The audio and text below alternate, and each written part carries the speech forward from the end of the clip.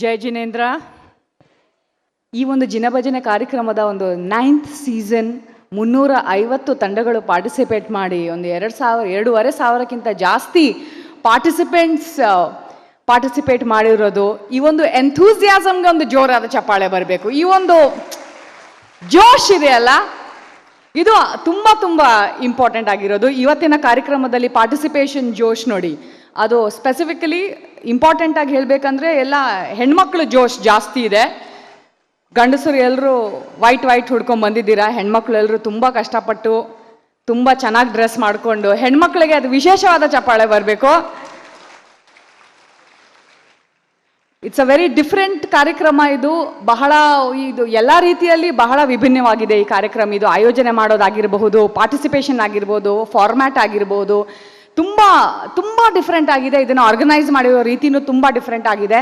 ಆದರೆ ಎಲ್ಲ ಸಭೆಗಳಲ್ಲೂ ಆಗೋ ಒಂದು ವಿಚಾರ ಇಲ್ಲೂ ನಡೆದಿದೆ. ಈಗ ಎಲ್ಲರೂ ಎಷ್ಟು ಕಷ್ಟಪಟ್ಟು, ಎಷ್ಟು ಟ್ಯಾಲೆಂಟ್ ತೋರಿಸಿ, ಎಷ್ಟು ಹಾರ್ಡ್ ವರ್ಕ್ ಮಾಡಿ, ರಿಹರ್ಸ್ ಮಾಡಿ ಸ್ಟೇಜ್ ಮೇಲೆ ಬರೋ ಒಂದು ಆಪರ್ಚುನಿಟಿ ಸಿಕ್ಕಿದೆ ಅವ್ರಿಗೆ. ಆದರೆ ಎಲ್ಲ ಸಭೆಗಳಲ್ಲೂ ಒಬ್ಬರು ಇರ್ತಾರೆ, ಏನೂ ಹಾರ್ಡ್ ವರ್ಕ್ ಮಾಡದೆ, ಏನೂ ಎಫರ್ಟ್ ಮಾಡದೆ ಸ್ಟೇಜ್ ಮೇಲೆ ಬಂದ್ಬಿಡ್ತಾರೆ. ಅದು ಯಾರಂದ್ರೆ ಕಳೆದೋಗಿರೋ ಮಗು. ಇವತ್ತಿಲ್ಲೂ ಒಂದು ಕಳೆದು ಹೋಗಿರೋ ಮಗು ಸ್ಟೇಜ್ ಮೇಲೆ ಬಂದಿದೆ. ಏನು ಕಷ್ಟಪಡದೆ ಸ್ಟೇಜ್ ಮೇಲೆ ಹೋಗ್ಬೇಕಂದ್ರೆ ಈ ಕಳೆದು ಹೋಗಿರೋ ಮಗುನೇ ಪ್ರತಿಯೊಂದು ಸಭೆಯಲ್ಲೂ ಸ್ಟೇಜ್ ಮೇಲೆ ಬರೋದು. ಇವತ್ತಿಲ್ಲೂ ಒಂದು ಕಳೆದೋಗಿರೋ ಮಗು ಬಂದಿದೆ. ಆ ಕಳೆದೋಗಿರೋ ಮಗು ಆ ತಂದೆ ತಾಯಿಗೋಸ್ಕರ ಜೋರಾದ ಚಪ್ಪಾಳೆ ಬರಲಿ.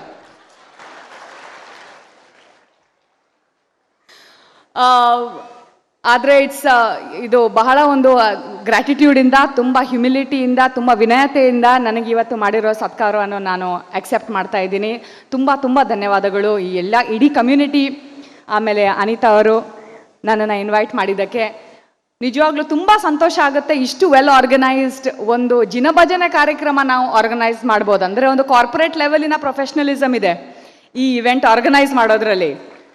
ಅದು ಜನ ಸೇರೋದಾಗಿರ್ಬೋದು, ಅದರ ಪ್ರಮೋಷನ್ ಆಗಿರ್ಬೋದು, ಜನರನ್ನ ಮ್ಯಾನೇಜ್ ಮಾಡೋದಾಗಿರಬಹುದು, ಇಲ್ಲಿ ಬಂದು ನಿಮ್ಮ ಕಾಳಜಿ ತಗೊಳ್ಳೋದಾಗಿರಬಹುದು, ನಡ್ಸ್ಕೊಳ್ಳೋದಾಗಿರಬಹುದು, very very professionally done. And I think ಈ ಜಿನಭಜನೆ ಕಾರ್ಯಕ್ರಮದಿಂದ ಈ ಡಿಸಿಪ್ಲಿನ್ನ ನಾವು ಅಬ್ಸರ್ವ್ ಮಾಡಿ, ನೋಟ್ ಮಾಡಿ ಕಲ್ತ್ಕೊಳ್ಳೋದು ನಾನು ತುಂಬ ಇದೆ. ಆ್ಯಂಡ್ ಐ ಹೋಪ್ ಈ ಕಾರ್ಯಕ್ರಮದ ಡಿಸಿಪ್ಲಿನ್ ನಿಮ್ಮೆಲ್ಲರಿಗೂ ತುಂಬ ಇಂಪ್ರೆಸ್ ಮಾಡಿರಬೇಕು ಅಂತ ಅಂದ್ಕೊಳ್ತೀನಿ. ಹಾಗೆ ಸರ್ ಹೇಳಿದಾಗೆ ಇವತ್ತು ಕೆಲವೊಬ್ಬರಿಗೆ ಪ್ರೈಸ್ ಸಿಗುತ್ತೆ, ಕೆಲವೊಬ್ರಿಗೆ ಸಿಗಲ್ಲ. ಸಿಗದೇ ಇರೋರಿಗೆ ಬೇಜಾರು, ಸಿಟ್ಟು ಎಲ್ಲ ಬರುತ್ತೆ. ಆದರೆ ಮಾಡ್ಕೋಬೇಡಿ ಅಂತಲೂ ಹೇಳಿದ್ದಾರೆ. ಜ್ಞಾಪಕ ಇರಲಿ, ಅಂದರೆ ಈ ಪ್ರೈಸ್ ಗೀಸ್ ಇದೆ ಅಲ್ಲ, ಎಲ್ಲರಿಗೂ ಆಗಿ ಬರಲ್ಲ. 18 ವರ್ಷ ಕಾದಿ RCB ಪ್ರೈಸ್ ಬಂತು, ಆದರೆ ಏನಾಯ್ತು ನೋಡಿದ್ದೀರಲ್ಲ, ಅದು ಎಲ್ಲರಿಗೂ ಆಗಿ ಬರಲ್ಲ. ಕೆಲವರಿಗೆ ಪ್ರೈಸ್ ಬರದೇ ಇರೋದೇ ಒಳ್ಳೆಯದು.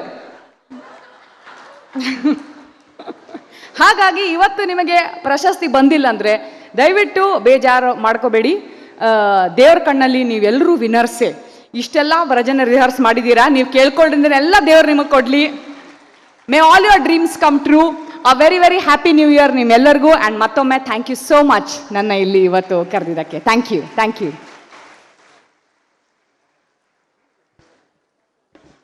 ನಮ್ಗೆ ಗೊತ್ತಿರುತ್ತೆ ಹೌದು ಇದು ವಿಚಾರ ಹೌದು ಅಂತ, ಆದರೆ ಅದನ್ನು ಪ್ರೆಸೆಂಟ್ ಮಾಡುವ ರೀತಿ ಇದೆಯಲ್ಲ, ಆ ರೀತಿಯ ನಮ್ಮೆಲ್ಲರಿಗೂ ಕೂಡ ತಲುಪಿದ್ದು, ಅದು ವಿಶ್ವ ಮಟ್ಟಕ್ಕೆ ತಲುಪಿದ್ದು. ಎಲ್ಲ ಭಾಷೆಗಳಲ್ಲಿ, ಕನ್ನಡ ಆಗಿರ್ಬೋದು ಅಥವಾ ಇಂಗ್ಲೀಷಲ್ಲಿ ಆಗಿರ್ಬೋದು, ಹಿಂದಿಯಲ್ಲಿ ಆಗಿರ್ಬೋದು, ಅವ್ರು ಮಾಡಿರುವಂತಹ ಕಂಟೆಂಟ್ ಜನಮಾನಸದಲ್ಲಿ ಉಳಿದಿದೆ. ಇನ್ನಷ್ಟು ಇಂತಹ ಕಂಟೆಂಟ್ಗಳು ಬರಲಿ ಅನ್ನುವಂತಹ ಆಶಯದೊಂದಿಗೆ ಧನ್ಯವಾದಗಳನ್ನು ಸಲ್ಲಿಸ್ತಾ ಇದ್ದೇನೆ.